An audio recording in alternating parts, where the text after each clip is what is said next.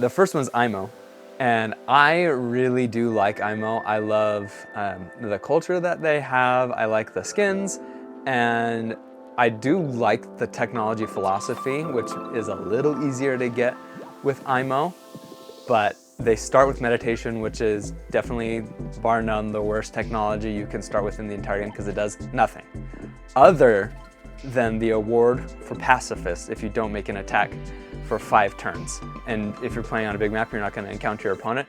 That can help you in the beginning, but that technology still gets overshadowed by other tribes who have technologies that let them start out.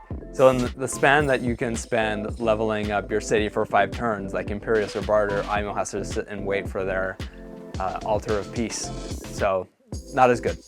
I put IMO on C tier needs buffs, because to compete with some of those other tribes, they really need to be able to compete on an economic footing and be able to go and purchase other technologies that helps them to contend with other opponents who will get more units, faster riders, and all that stuff. Because if you look at IMO's weaknesses here in resources, IMO has significantly higher chance of getting mountains, which eats up its territory, makes it harder to traverse, and then their crop rate is reduced as well. And so you don't get to have as much, I mean, farming isn't really an option as much.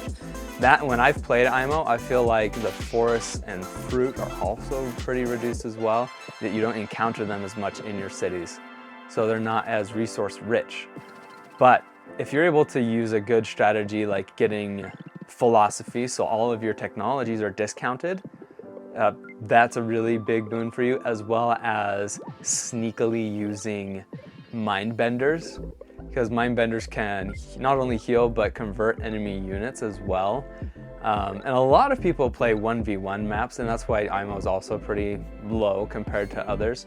But if you're playing on a map where you can conceal your mind bender and an opponent inadvertently just moves them within range, you can get them, and now you've not only taken away a unit, but you've also gained your own, and that's a really good conversion, and I've done that on some games.